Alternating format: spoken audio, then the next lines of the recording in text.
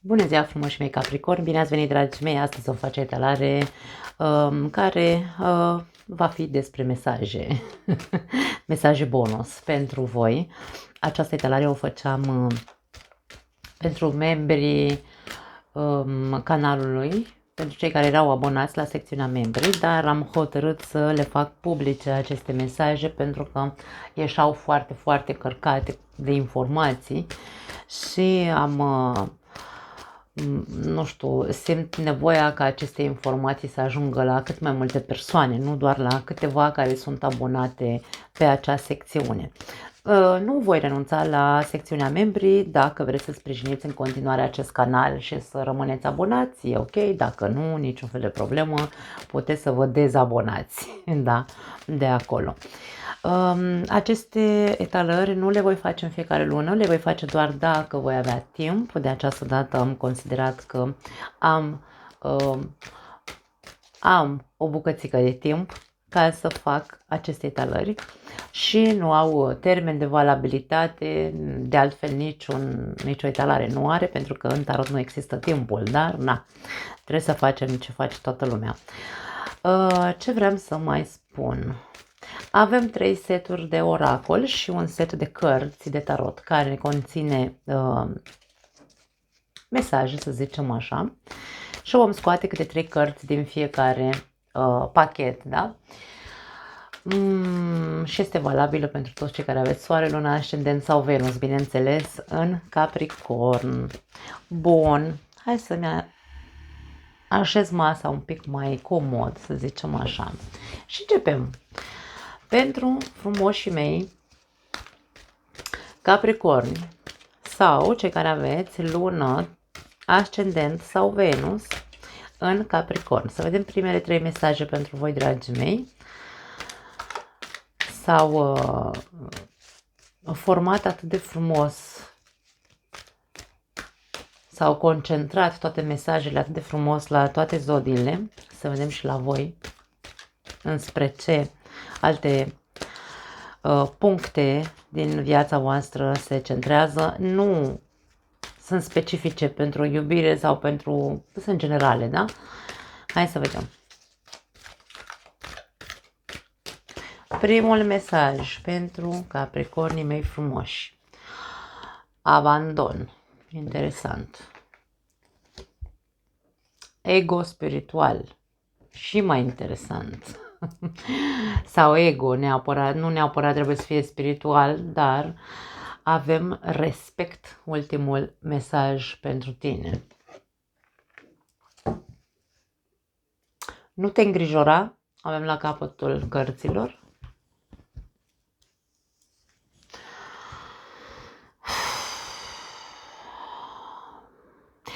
În principiu, ce simt să transmit este abandonează-ți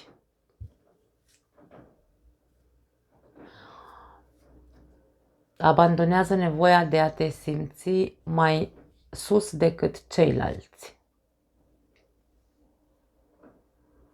Pentru a-ți păstra respectul într-o formă sau alta. Pentru unii dintre voi, mesajul principal al acestor cărți este să renunțați la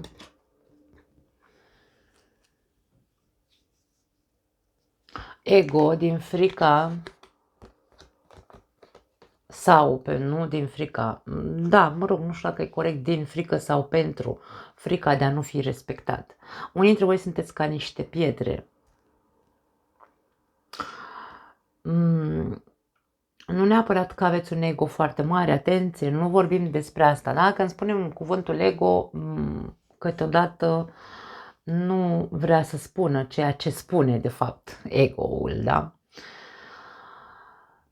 Vă ascundeți cumva, pentru că aici avem abandon. Ce înseamnă? Mă simt singur, mă simt, nu știu, părăsit de toate vietățile de pe planeta asta. Mă simt foarte singur, dar mă ascund în spatele ego-ului ca o rocă, ca o piatră tare. Nu arăt cât de gol mă simt pe dinăuntru și singur și mă ascund în spatele acelei măști egoice doar pentru a nu doar pentru ca ceilalți să nu-și piardă respectul față de propria mea persoană. Sau pentru ca eu să nu-mi pierd respectul față de mine. Da? E un fel de lege impusă de tine către tine. Foarte interesant mesajul cum vine. Aici ce ni se spune cu nu te preocupa sau nu te îngrijora, e ca și cum ți se spune nu e totul atât de negru cum crezi tu. Nu ai nevoie să te ascunzi în spatele acestei roci numite ego ca să nu îți pierzi respectul de sine. Nu e vorba de a-ți pierde, de a te ascunde ca să nu-ți pierzi ego-ul. E vorba despre a nu mai vedea lucrurile în forma în care le vezi. Te costă foarte mult să vezi luminița de la capătul tunelului, te costă foarte mult să ai speranță de lumină în această viață. Mesajele sunt centrate către voi în mod particular, către persoana voastră, către personalitatea voastră. Da? Cel puțin aceste mesaje de la acest oracol.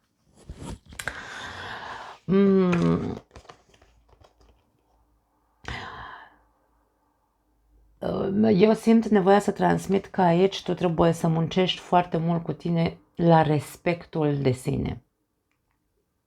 Pentru că atunci când noi avem o părere proastă despre noi, de exemplu, normal că ne punem măștile astea și pe dinăuntru suntem disperați că suntem singuri. Atenție mare pentru cei care rezonați cu aceste mesaje. Pentru că vi se spune să vă centrați pe voi, pe a vă construi un respect de sine sănătos. Nu a vă ascunde în spatele măștii reci sau măștii rece, nu știu dacă cum e corect, mă înțelegeți. Da? Nu e vorba despre asta. Pentru că tu știi cum te simți. Și dacă tu te simți așa, de singur și stai și te plângi singur în casă, poate ar trebui să te întrebi de ce ai nevoie neapărat să arăți ca o stâncă. De ce? De ce? De ce să nu te îndrepți către a ajunge să te întărești cu adevărat? Pentru că aici nu este putere, aici este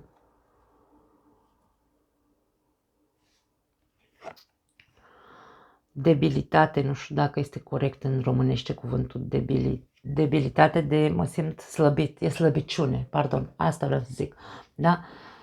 Aici e slăbiciune și ne ascundem în spatele acelei stânci și este foarte relevant cu energia Capricornului. Capricornul nu va arăta niciodată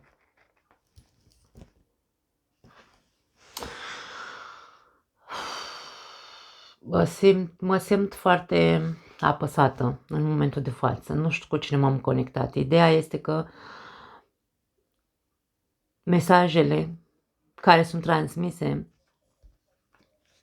au ca intenție să te facă să începi să crezi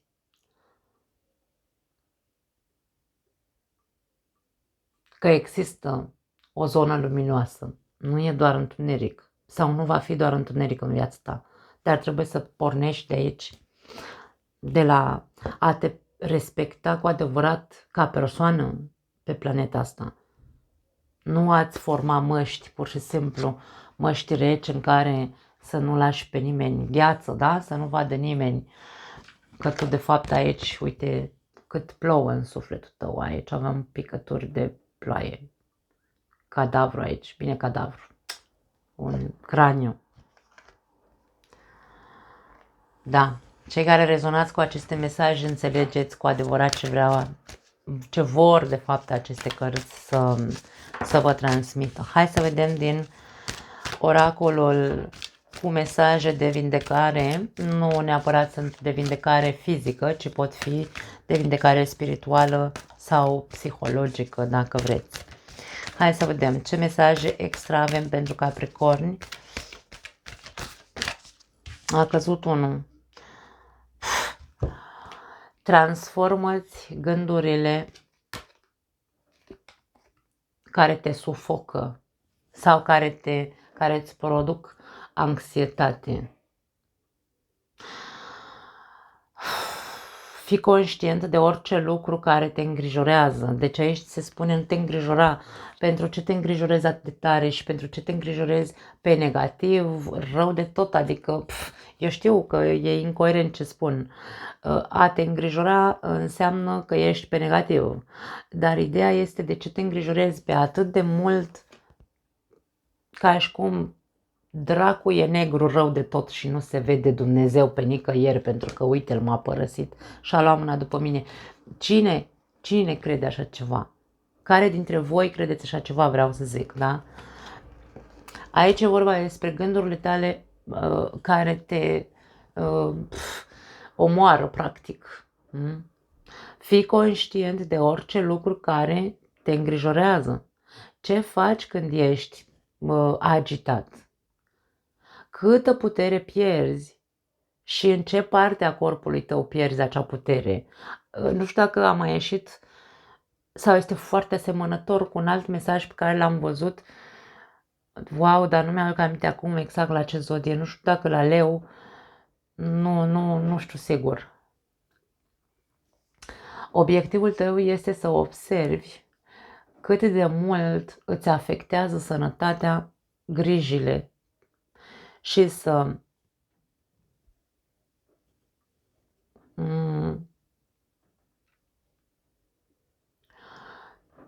micșorezi stresul generat de acea emoție prin, hai să zicem așa, prin rugăciune, dacă vrei, și prin acțiuni pozitive. Deci aici la voi este vorba despre a fi pozitiv, dragii mei.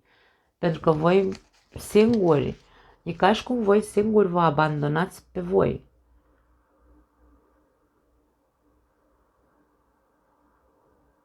Fii un pic respectuos cu tine ca persoană. Pe bune, tu crezi că te-ai născut aici ca să stai să îți iei inclusiv tu mâna de pe tine? Despre ce vorbim?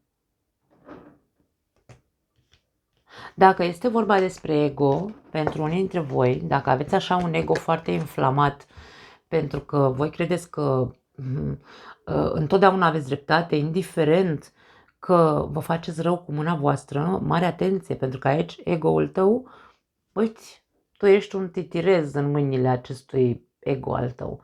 Mare atenție!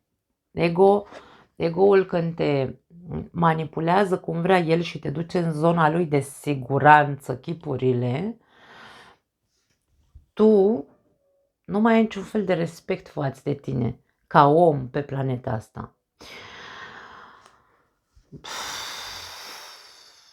Încercați să vedeți pe ce scară este ego-ul vostru și cât de tare vă ține în această zonă care chipurile e de siguranță, în care voi vă simțiți în sosul vostru, să zicem așa. Atenție! Eu cunosc Capricorni atât negativi cât și foarte, foarte pozitivi, de nici nu zici că sunt Capricorni. Depinde doar de voi să faceți ceva cu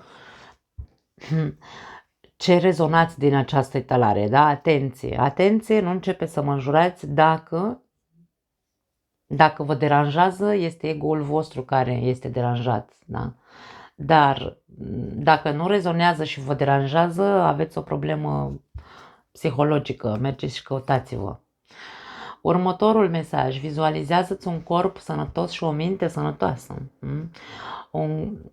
Un corp sănătos va fi în momentul în care mintea noastră este sănătoasă. În ceea ce vedem aici, la nivel psihologic, Capricornii care rezonează, insist, cu aceste mesaje, capricornii care nu au respect față de ei înșiși și care s-au abandonat pe ei înșiși și trăiesc așa într-o negură sau într-un întuneric total și nu vor să se ilumineze, despre asta vorbim, nu au un corp sănătos. Sigur, aici vorbim despre boli pentru unii dintre voi, da?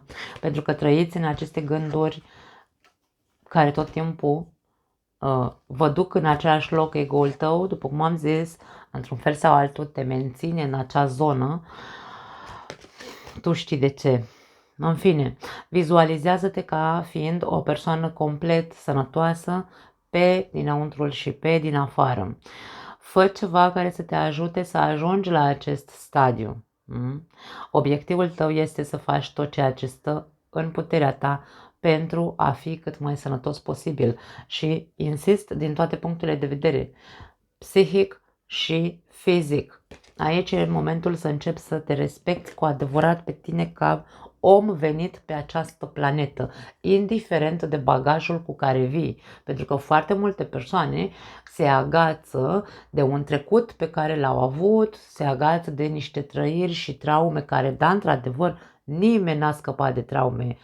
Nu, nimeni n-a scăpat să fie traumatizat, vreau să zic, da? Toți le-am avut pe ale noastre, toți am trăit în familii, unii cu violență, alții cu băutură, pentru că așa erau timpurile, alții cu ne băteau de ne suna apa în piu. Dragii mei, treziți-vă și vedeți că există lumină, iluminați-vă odată, pentru că indiferent ce s-a întâmplat în viața ta în trecut, minimum de efort pe care poți să-l faci este să te respecti și să nu te mai abandonezi pe tine ca om născut pe această planetă, punct, fără, lasă, Doamne iartă-mă, bagajul ăla acolo unde trebuie să stea în trecut și vezi de ce faci tu în viața ta cu tine ca persoană. De ce vrei să te omori înainte de termen? Aici avem un cap de mort. De ce? Cu ce te ajută să stai în gândurile astea așa tot timpul stresante și să-ți îmbolnăvești singur corpul?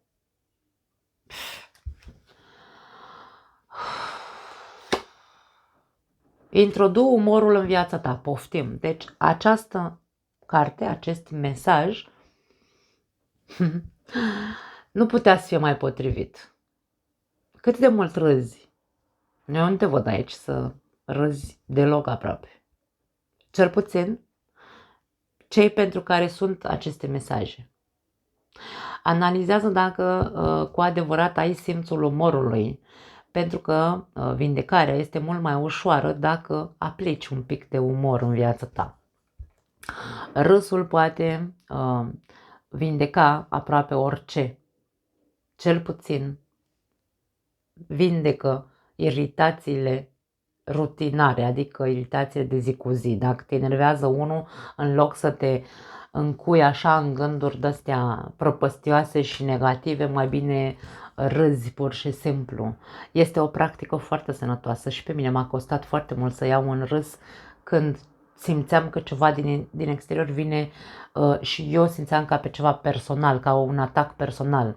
Dar cu practica se poate ajunge, dragii mei, să treci, cum zic, să nu te mai afecteze ce vine din exterior. Da. Obiectivul tău este să introduci umorul în toate acele lucruri sau evenimente care îți cauzează stres. Pentru că umorul este unul dintre răspunsurile cele mai puternice pe care tu le poți, hai să spunem așa, cele mai la îndemână, să zicem, da? Într-un fel sau altul. Așadar, la capătul cărților avem un mesaj care n-a ieșit niciodată și spune așa: fă mai puțin. Uite, aici avem o persoană cu șorțul în față, cu un bol în mână, cu ceva pe cap, deci ca și cum e peste tot și în toate lucrurile deodată. E ca un fel de 10 de bâte, poate faci prea mult, faci exces. Și aici se spune fă mai puțin. Analizează cantitatea de lucruri pe care o faci pentru ceilalți. Valorează dacă te extralimitezi până când ajungi să te termini singur, cum ar veni, da? Tu te obosești într-un mod care nu este necesar, să zicem așa. De ce faci lucrul ăsta, te întreabă acest mesaj. Merită tot acest exces corpul tău și sănătatea ta? Obiectivul tău este să te înfrunți acelor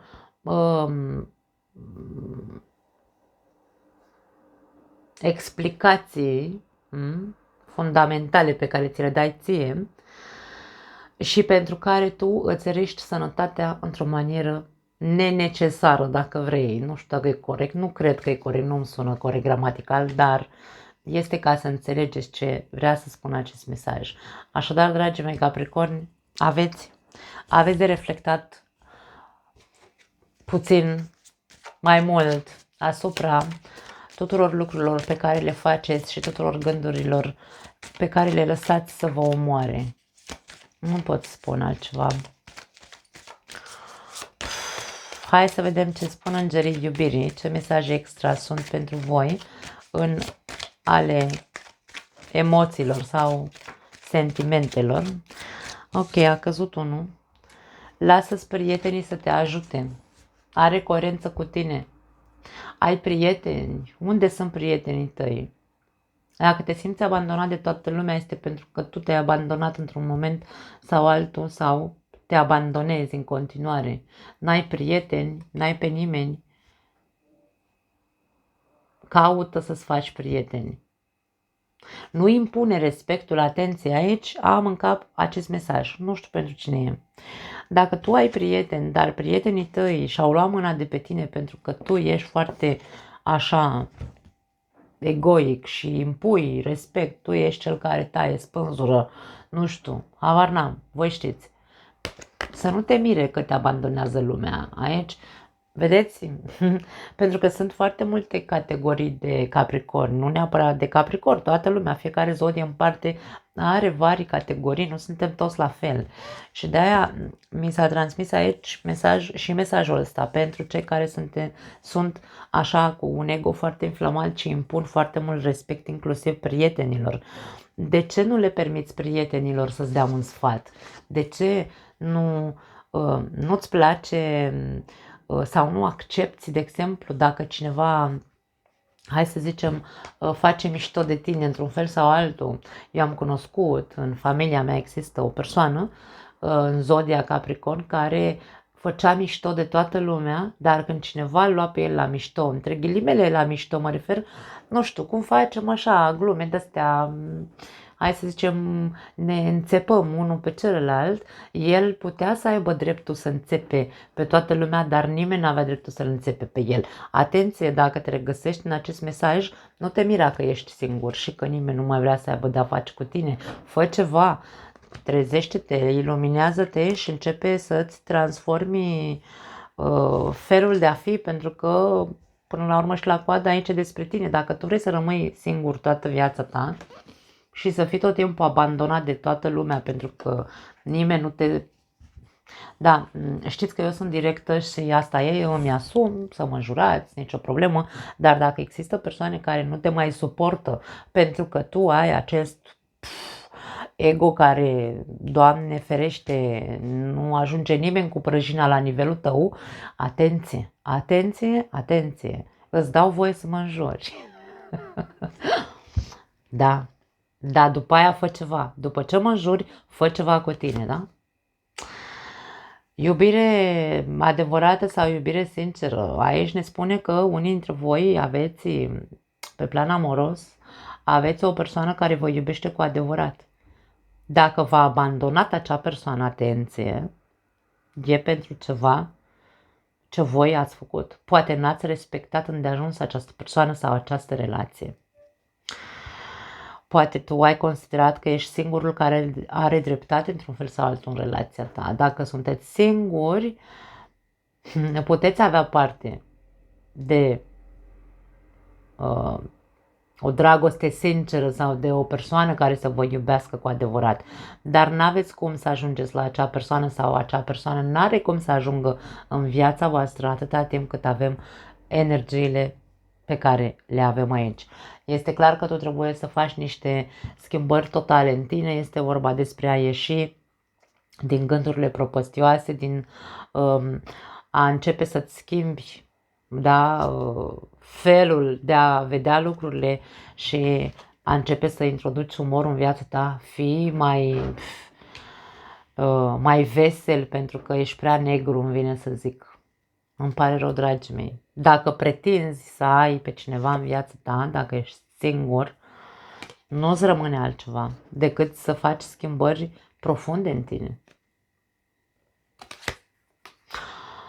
Finanțe și job aici avem. Pentru unii dintre voi probabil că este vorba despre faptul că treceți prin momente grele din punct de vedere financiar și asta se resimte și în relația voastră. Poate din cauza asta, nu știu, poate tu dedici prea mult timp jobului și prea puțin acasă și de aia te-a abandonat sau de aia, nu știu, persoana de lângă tine într-un fel sau altul se simte singură, poate să fie și asta, pardon, iar pentru cei singuri ar putea să fie legat de job. Această persoană pe care tu ai putea să fie persoana potrivită pentru tine, care să te iubească cu adevărat, ar putea să fie la job la tine. Până una alta, fă ceva cu ce am zis mai devreme, ca să se poată înfiripa ceva între voi doi. Nu pot să zic altceva. La capătul cărților avem separare. Abandon, separare. Pentru unii dintre voi care sunteți într-o relație, probabil că în perioada asta în care voi veți auzi acest video, vorbim despre o separare sau un divorț din cauza acestui ego inflamat care te face să-ți bați joc într-un fel sau altul sau să nu fii respectat. Mă rog, celălalt să-și bate joc de tine. Întotdeauna când vorbim despre perechi, da, cupluri, poate fi viceversa. Tu abandonezi această relație pentru că celălalt nu te respectă sau invers. Te abandonează pentru că tu nu dai doi bani pe această relație sau că nu-ți respecti partenerul de viață. Acum, na. Hai să vedem încă 3 mesaje de aici.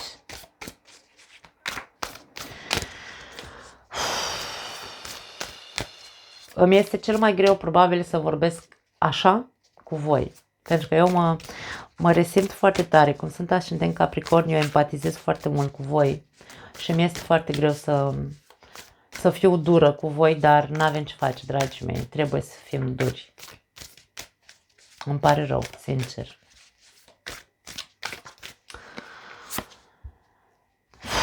Ego, a ieșit din nou ego. Avem arcanul 15, diavolul. Dragii mei, acum, na, insist să spun că nu e pentru toată lumea. Dar aici e pentru lumea care are ego-ul inflamat. Pentru capricornii care se agață cu tărie, se agață cu tărie și nu se dezleagă odată pentru totdeauna de această iluzie de putere, control. Avem așa mesajul iluzie, dependență și materialism. Când vorbim despre iluzie, înseamnă că ne mințim singuri. Noi credem că suntem persoane sănătoase, dar avem aici o parte obscură, că mamă, nu suntem în stare să o vedem. Da? Trăim în iluzia că suntem persoane perfect normale și sănătoase. Nu mă refer sănătoase la cap, că tu consideri că ești cea mai sănătoasă la cap persoană din lume. Și nu vorbim că ai luat o raznă sau că ești nebun, nu. Vorbim despre gândurile tale, tu crezi că sunt cele perfecte. Nu ai de ce să schimbi nimic la tine. Aici este când vorbim despre acea iluzie de putere, acea iluzie în care tu trăiești și nu-ți dai seama că de fapt ești manipulat de propria ta parte obscură. Eu spun aceste lucruri ca lumea să se trezească. Cine nu vrea să se trezească, da? Cine nu vrea să se trezească, e treaba lui. Dezabonați-vă, mergeți unde vreți să ascultați, nu știu, mesaje de cai vers pe pereți. Aici nu veți vedea așa ceva. Da? Aici se spun lucrurile pe nume și cu cât mai dureroase, cu atât sunt mai iluminatoare, dacă vrei, da?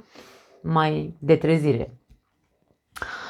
Dependență. Care sunt dependențele tale? Pentru că nu vorbim aici despre dependență neapărat că vezi, Doamne, ai luat-o pe ulei, că ai căzut în dependențe tip alcool, droguri, păcănele și alte prostii care nici nu știu câte mai sunt pe planeta asta. Sex, da? Poate să fie orice dependență. Nu vorbim doar despre asta. Dependența este în momentul în care eu am rămas aici fix, da?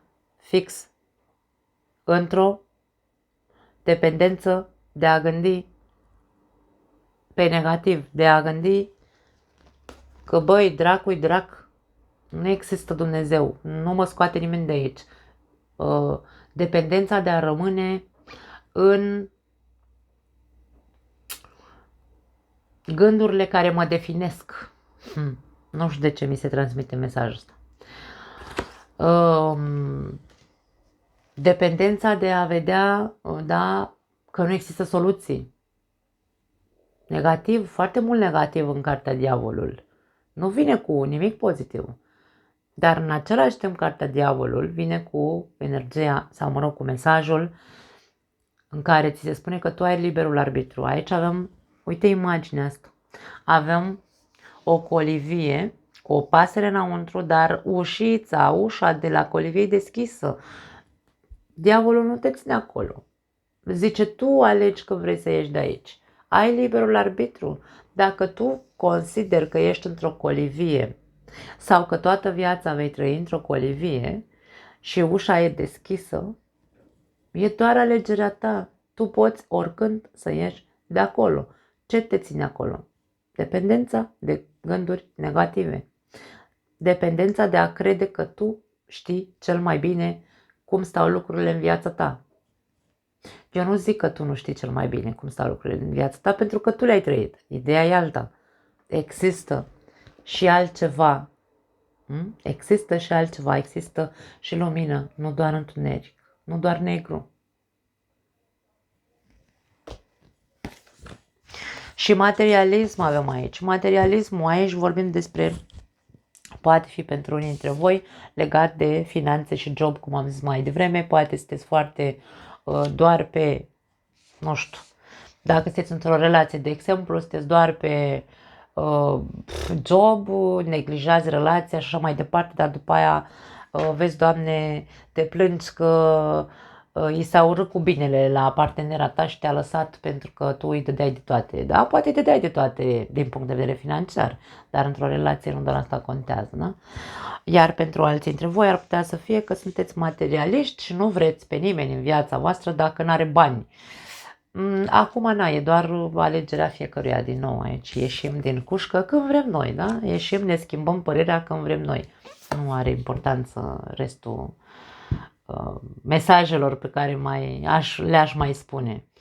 5 de foc avem aici, 5 de bâte, care vine așa și spune 3 mesaje. Conflicte, deranj și competiție. Conflicte. Care sunt conflictele? Cu cine ești în conflict? Cu tine? Cu ceilalți? Cu toată lumea? E posibil. Unii dintre voi să fiți în conflict cu toată lumea. Ce faci în conflicte? Care sunt conflictele tale interioare? Uite aici din nou ca un fel de colivie, da? Aici persoana asta este înconjurată de bâtele astea. În celelalte de cărți le avem în 8 de spade înconjurată persoana. Aici le avem în 5 de bâte. E un fel de conflict interior care te limitează să vezi și altceva în viața asta. Deranjul pe care l-am spus mai devreme, te deranjează când cineva îți spune lucrurile pe față, te deranjează când cineva te ia la mișto doar tu ai voie să iei la mișto pe alții. Întreabă-te foarte multe lucruri despre tine, cu adevărat. Și competiție. îți este, hai să spunem așa, nu-ți place să intri în competiție sau ești în competiție întotdeauna cu ceilalți, e ca și cum în tot timpul ești în gardă, tot timpul dacă unul trage în stânga, tu trebuie să tragi în dreapta. Da, eu am văzut lucrurile astea și de-aia vorbesc, pentru că cunosc persoane care reacționează așa, persoane din zodia Capricorn mă refer, da?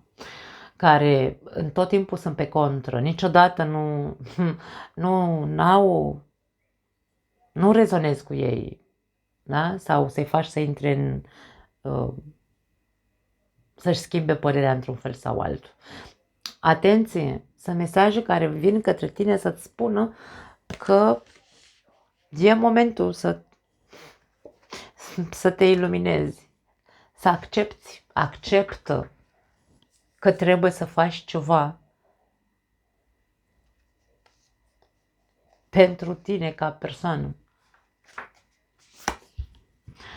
Cavalerul de aer, avem cavalerul de spade aici, intelectual, determinat și motivat. Aici, în mesajul ăsta, e ca și cum ți se spune, probabil să începi să lupți pentru a ieși de acolo. Aici avem o imagine rece din nou. Vezi, am simțit de la început această imagine de gheață sau imagine sau energie de gheață sau stâncă, piatră, cum am zis mai devreme. În ciuda iernii care este în tine, să zicem așa, ar trebui să începi să cauți. Caută informații. Spada înseamnă informații. Nu mai sta în defensivă. Aici ăsta se apără tot timpul. Ai defensivă peste tot. Mi-e indiferent că te simți atacat în momentul de față când eu îți transmit lucrurile astea. Nu eu ți le transmit, eu le pun în cuvinte. Dacă vrei să înjuri mesagerul, fă-o. Din nou, repet, nu am nimic împotrivă. Ideea este că toate mesajele duc în același loc. Nu mai sta în defensivă. Această spadă înclinată și energia cavalerului de spade o cunoaștem cu toții foarte bine și știm că e ăla care are limba ascuțită, da? Care taie și spânzură. El așa, ca un val vârtej, se enervează imediat și strântește muci în fasole ăsta, da? Așadar, pune mâna și din punct de vedere intelectual încearcă să înțelegi că ce ți se transmite e spre binele tău, nu spre distrugerea ta. Fii determinat. Nu te lăsa până nu ajungi să termini toate lucrurile care le-ai determinat în viața ta. Taie odată pentru totdeauna, mie vine să spun, taie odată pentru totdeauna cu trecutul ăla, mie vine să zic.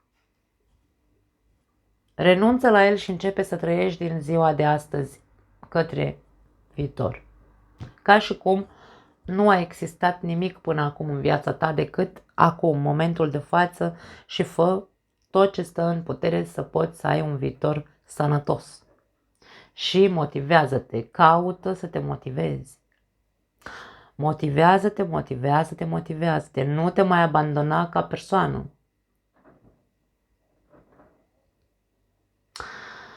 Avem imaginea asta foarte interesantă pentru că într-o mână are spada și într-o mână are un buchet de flori. E ca și cum și cald și rece. Trebuie să știi să acționezi și într-un mod în care să știi să te protejezi când trebuie să te protejezi, dar să știi să fii și generos, să fii și blând, să fii și cald, nu doar rece, îmi vine să zic. La capătul cărților, foarte interesant, avem îndrăgostiții, care e ca și cum e alegerea ta. Aici ți s-a dat toată informația, e alegerea ta ce faci cu ea.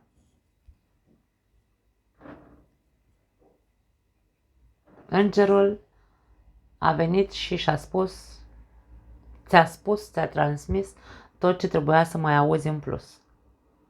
Tu alegi ce faci cu informația asta. Nu mai am altceva pentru voi. Vă pup. Ne vedem data viitoare dacă mai vreți să fiți pe aici. Ciao.